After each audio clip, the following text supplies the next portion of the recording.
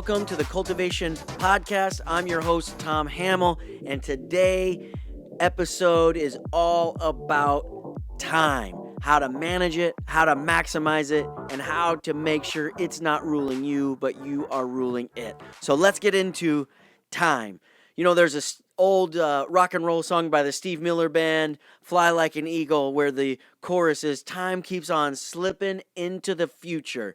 I don't know about you, but there's been times or moments or seasons, sometimes days of my life where time has just kind of slipped away, and you're thinking, where did the time go? And what did I do with my time? And have I been productive with my time? And if my boss is listening, that never happens at work. But it's been occasion on the weekends or, during the Christmas break time, that sort of thing. So you're just going, where's the time gone? And it seems to be more prevalent to me in the winter months when it gets dark really early in the evening. I'm not sure what time sunset is or what time it's dark in your region of the world. But here where we live, about 4:45, for sure by 5 o'clock, around the winter solstice time, it is just completely dark.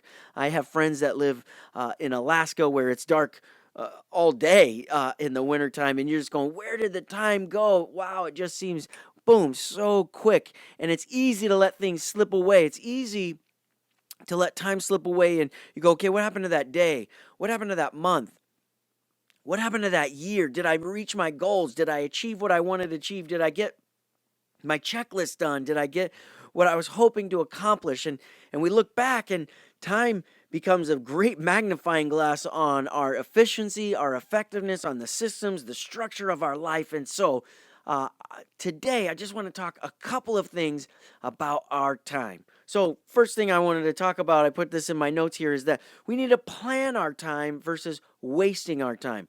Now, this is kind of an interesting thing for me because there's a couple of things that I am not naturally good at, and I used to think was a waste of time, and I had to put them in there and chart them, put them on my to-do list, put them on my task list, so that when I was doing this, I understood this is what I've said I wanted to do or spend or invest my time in, and that was relationship building. So oftentimes I would come into a meeting and it would be, hey, Tom's in charge of the meeting. Let's get right to work. And so I'd have to put on that checklist. Hey, wait, spend 5 minutes asking everyone, how's it going? How's life? How's your day? How's your week? How's this season of life going? And we just spend a little bit of time before we jump into the task or the assignment or whatever the meeting might be about, that we would spend just a little bit of time of one-on-one connection, relationship building, because I figured out I needed to slow down and I needed to take the time, that investment was so worth it and it wasn't a waste of time.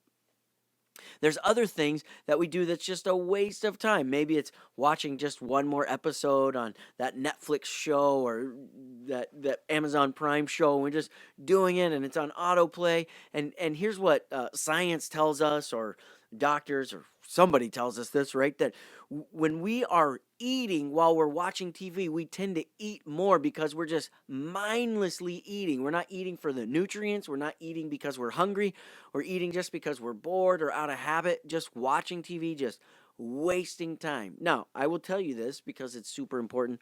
I have a recreational outlet, and I guess I use that term liberally for myself, that I try once a week to play an hour of video games with a tribe of guys that is really just all about connection. And sometimes each of us have kind of some stressful jobs, and we just like to blow up some alien scum on some video games that we do. And it's really just some us time, some decompressed time.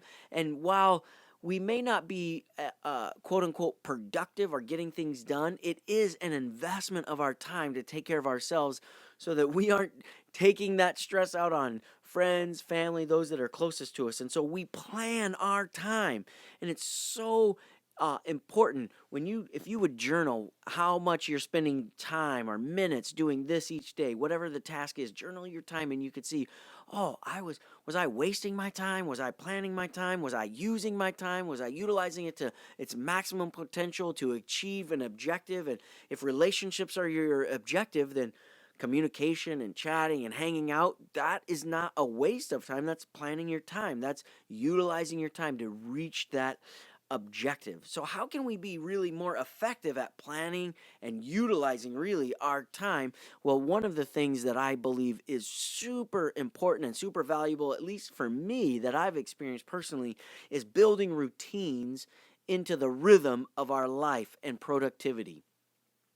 That when you are self-aware, when you know when you're in your prime, you might be a morning person, you might be an afternoon person. I don't know too many people that are that mid-afternoon kind of people, but maybe that's when you just really hit your sweet spot. Maybe you're a night owl and you get really productive then. That you would put the things you want to be the most productive in into those sweet spots of your time of day, and you just build that routine, that rhythm, and you just kind of knowing that your brain is built for automation. We've talked a lot about that. How can you maximize your time by trying to automate things that, hey, I know I'm going to get up at this time, and this is what my morning routine is going to look like. And for me, I know what my morning routine looks like.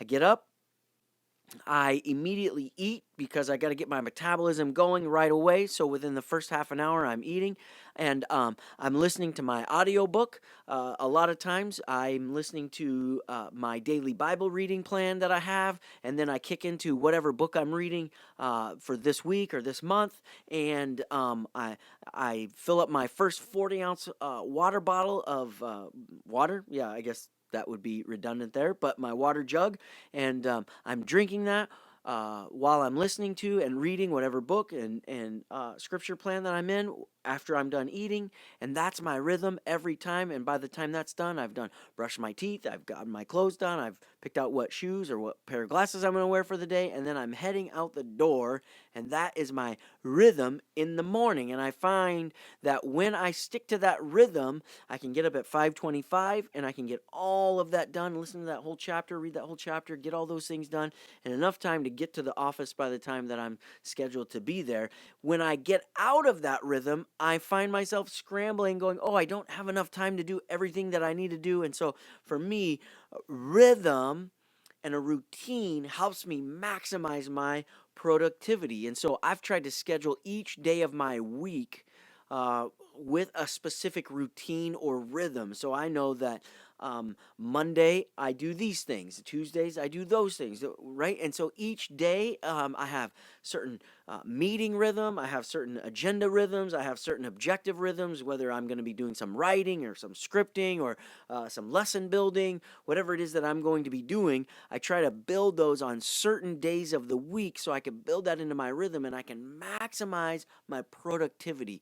Rather than time owning me, rather than crisis owning me, I'm saying, nope, I'm going to build rhythm and routine into my schedule so that I can maximize my productivity and I don't have to look back going, whoa, I wasted my time because I didn't know what to do.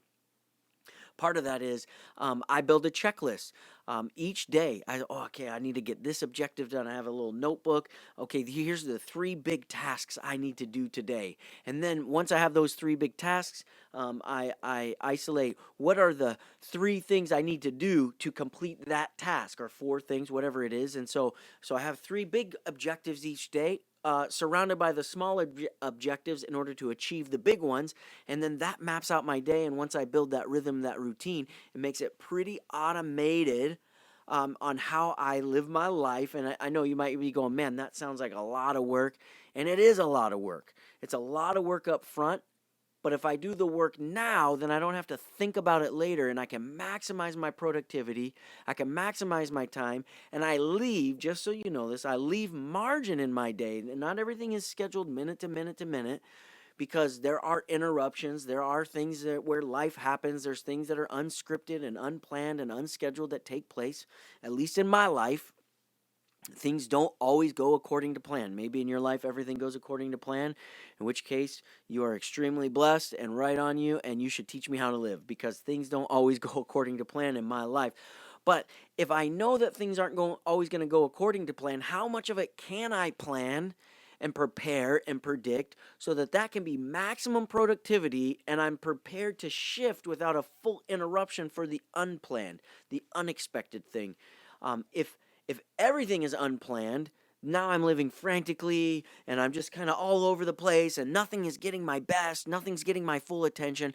But if I can maximize my plan, if I can maximize my time, maximize my schedule, then when the unplanned comes in, I'm only pivoting on one thing. I'm only pivoting on that thing that needs my attention now. And then I can jump right back into rhythm. I can jump right back into routine. And I know where to pick up again because the structure is there.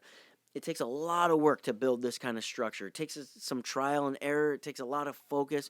But once you build it, boom, you start automating your life in an incredible way. And you start to see the fruits over not even a long distance time, right? It doesn't take a long period of time for you to start seeing the fruits and benefits of building rhythm and routine in there so that you can maximize your time for full effectiveness, full efficiency. And again, the goal is, how do you create bandwidth to dream?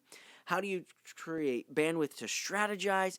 And how do you build in an action plan so that you can take those steps into becoming the person that you're meant to be, living the cultivated life, the awakening to your purpose, your destiny, taking those risks, and doing what you were always meant to do? You've just been not having enough time to do it. But we want to give you the time so that you can become the person that you were always meant to be, that you could build that reading plan in, that you can get those things done. How do, I look at some people's lives and I go, how do they get it all done? And whether it's reading books, and I'm trying to read books. I'm trying to be married to my wife of 20 years. I got 2 teenage daughters. I got a full-time plus job and recreation, trying to stay fit with my health. And there's lots of things that are trying to pull my time, and I need to build system, routine, rhythm into my life for maximum productivity so I can fit all those things in, because I don't want to look back over my life with regrets and going, oh, I wish I would have found the time to do. You could fill in the blank for whatever it is that you're wanting to accomplish, whatever it would be on your dream board or on your goal board or on your life list that you want to accomplish. You could do that by building rhythm, routine, by planning out your time rather than wasting your time, by maximizing or utilizing your time to the most efficient and the most efficient ways or means necessary to achieve your goals. You can do it. No one is better or more equipped or more special at this than anyone else. So if others can do it, then you can do it too. It's a powerful tool that I have found that keeps me living the cultivated life. Thanks for listening. Thanks for watching. Hey, subscribe to our podcast so that you don't miss any of the incredible content. Check out our website at ourcultivatedlives.com, where we have all of our tools. Check out our book list, our resources, all those things that are there to help equip you to live the cultivated life, the cultivated journey. Would you do us a favor? Would you look us up on social media where you can follow us at Tom Hammel? We love to read your story, hear your comments. We read them, we respond to them, we engage with them. And then also, would you mind sharing us? We want to multiply our audience. We want to grow our audience. We're really trying to lean into that here in this season 2. And so would you share the gift of the Cultivated podcast with those who will benefit from it, those who may glean some important information from that? We appreciate it. We love this community. We want to hear from you as we walk together in the cultivated life. That's the Cultivated podcast. I'm your host, Tom Hammel. Thanks for watching. Thanks for listening. Thanks for checking us out today on the Cultivation Podcast. Be sure to hit the subscribe button so you don't miss any of the incredible content that's coming your way. Also, in the comment thread below, be sure to put your comments, your feedback, your story. We want to hear that. We want to hear from you. We read those. We respond to those. We journey together in this cultivated life.